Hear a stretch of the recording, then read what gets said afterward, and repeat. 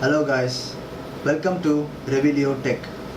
Today we are going to get some information on an introduction to electronics.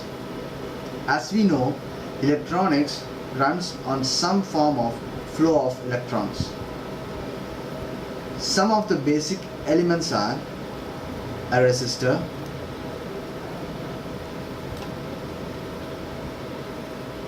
an inductor,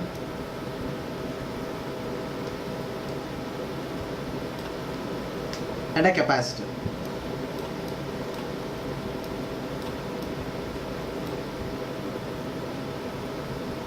These are called as passive components, and are some other components which are actually the ones which run the basic electronic devices in most of the cases.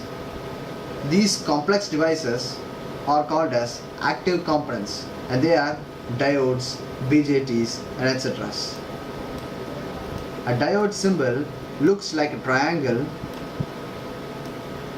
with a vertical line crossing through its tip, and a BJT somewhat looks like this, and this arrow tells the flow of electrons.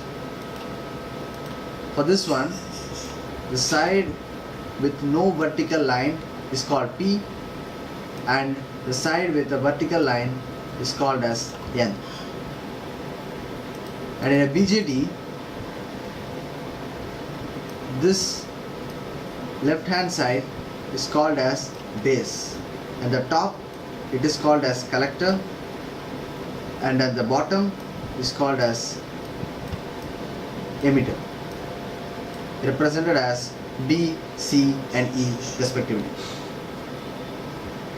This BJT is having two types. One is N type,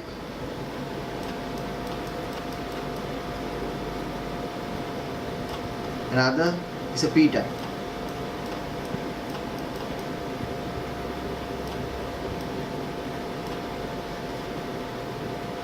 For a person who sees these kind of elements would obviously think that what is it made up of and how does it actually work, because these are concealed as a device and we cannot see what happens inside.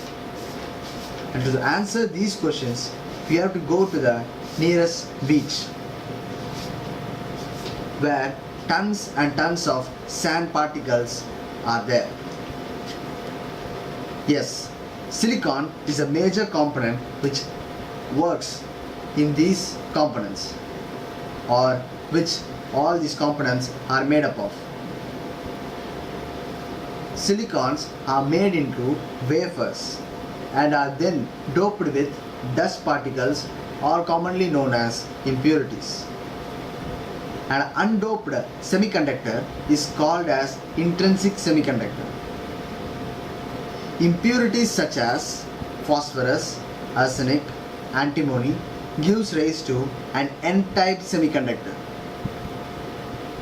And similarly, impurities such as boron, aluminium, and gallium gives rise to P-type semiconductors. This N-type is a donor or an electron efficient type of an impurity, and the P-type is an acceptor, and that is an electron deficient impurity. Technically, ions on these doped semiconductors for N-type and P-type is commonly called as electrons and holes respectively. These electrons and holes move against each other and combine to give varied results, and that what is proved to be in a PN junction. You will be having a graph in forward bias in such a way, and this is called pinch off point, or the voltage at which the diode cuts off. There is